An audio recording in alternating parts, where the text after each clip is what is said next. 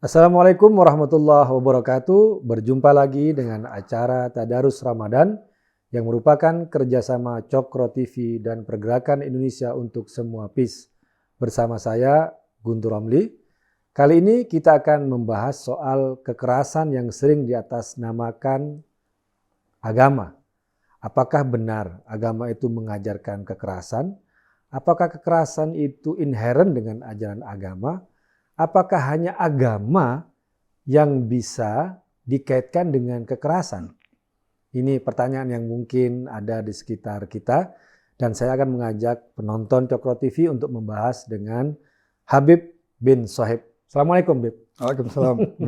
Tadi saya sudah mengajukan beberapa pertanyaan lah yang mungkin mewakili pemirsa Cokro TV. Ya. Apakah kekerasan itu inheren atau termasuk dalam ajaran agama, atau hanya agama bisa dikaitkan dengan kekerasan itu, Bib? Bisa antum ini jelaskan? Ya, makasih Bu Guntur. Ya, kalau agama kan jelas mengajarkan kebaikan, ya. Mengajarkan kasih sayang. Kalau kita pelajari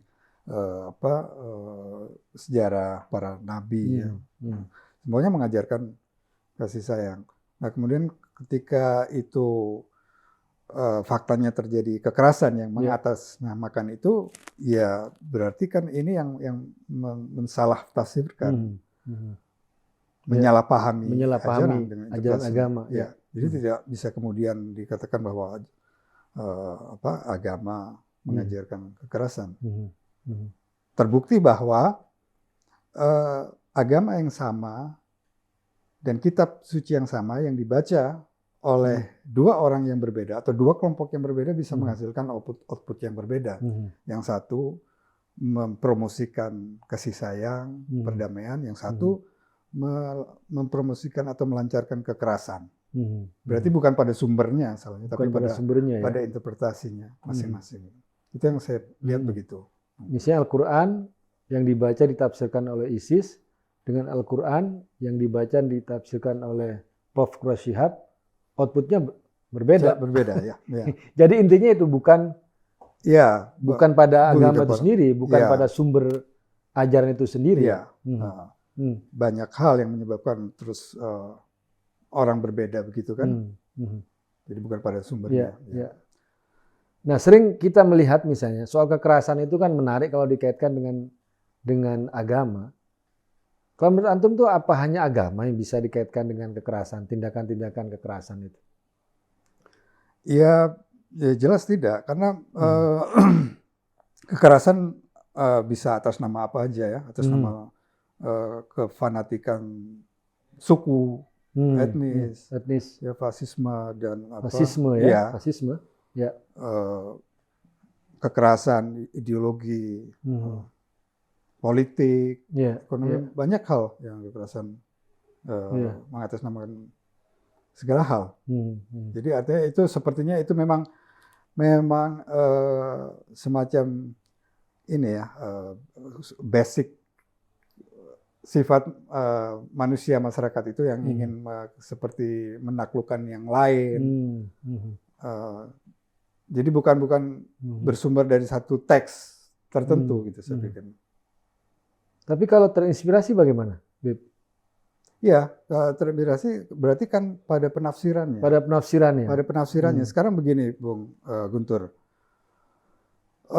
Tadi yang sudah disebut ya, sumber yang sama tapi menghasilkan output yang berbeda. Dan kekerasan atas nama agama. Dan tidak hanya Islam. Tidak hanya Islam, radikalisme dalam Kristen, dalam Yahudi, semua Hindu, Buddha. Kita melihat ada banyak beberapa kekerasan yang mengatasnamakan perintah agama itu. Dan kita tidak bisa kemudian menjudge bahwa agama Kristen atau Islam atau Hindu, Buddha, Yahudi dan lain itu memang mengajarkan mempromosikan kekerasan itu ya. Kekerasan? Ya, tidak. Terbukti ada output yang lain dari pemeluknya. Dan kita nggak tahu berapa persen yang melakukan kekerasan dan berapa persen yang tidak kan. Kemudian kalau ada yang bilang bahwa di teks-teks itu ada teks yang kekerasan, misalnya di Bible juga, di Quran, di Taurat, itu kan lagi-lagi persoalan interpretasi. Sehingga menghasilkan output yang berbeda. Jadi orang yang menafsirkan teks secara literal, tidak kontekstual, padahal itu teks yang terjadi pada ratusan tahun yang lalu ya. Diterapkan untuk kondisi yang berbeda sekarang, sehingga dia melakukan kekerasan itu gitu. Padahal konteksnya sangat berbeda dan sangat jauh dari semangat agama itu sendiri. Begitu juga orang yang menganggap menjudge bahwa agama-agama ini mempromosikan kekerasan berdasarkan teks itu. Berarti orang ini juga sama melihat teks itu. Sama dengan si pelaku kekerasan, dia memahami teks itu secara tekstual sekarang, tidak kontekstual. Sama seperti itu. Jadi jalan keluar dari situ adalah bagaimana kita melakukan tafsir ulang yang kontekstual? Ya, yang kontekstual dan terus aspek itu tadi ulas asih ya, lebih substansinya lebih dikampanyekan lah, lebih diangkat ya. Karena selama ini formalisme agama yang jauh lebih menguat ya. Jadi semacam kayak organisasi aja gitu, kebanggaan identitas, tapi bukan pada substansi ajaran agamanya.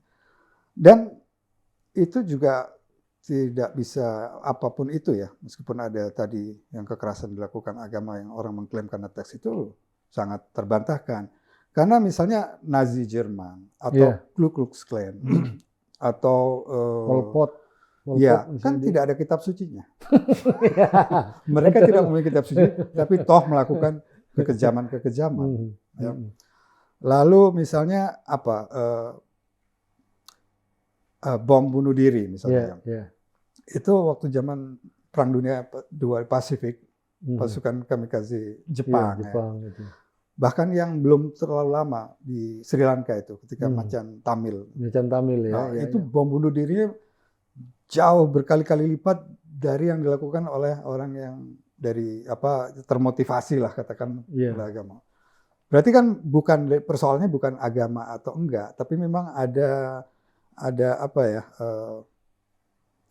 motivasi kekerasan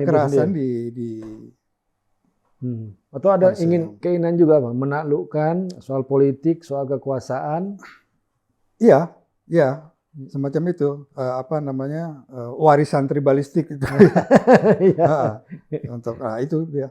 Kemudian yang kekerasan itu yang baik itu agama, rasisme,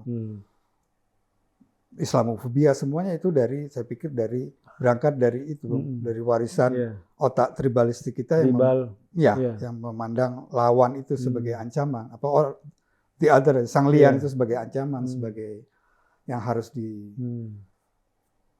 dimusnahkan begitu. Dan ketika mengekspresikan kekerasan yang merupakan warisan tribalistik itu butuh pembenaran.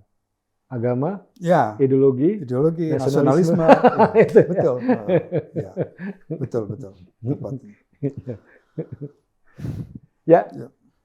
Terima kasih atas perbincangan yang menarik ini, Beb. Terima kasih. Sama-sama. Demikian edisi Tadarus Ramadan soal kekerasan yang sering diatasnamakan agama, bahwa kekerasan itu tentu saja tidak terkait dengan agama. Karena kekerasan, seperti kata bin Sohaib tadi, ada semacam warisan tribalistik yang ada di otak manusia itu sendiri, yang mungkin mencari pembenaran dilakukanlah pakai agama atau atas nama apapun, ideologi, nasionalisme, atau apapun. Demikian perbincangan kami pada edisi ini, dan kita akan berjumpa pada edisi yang mendatang. Wassalamualaikum warahmatullahi wabarakatuh. Waalaikumsalam.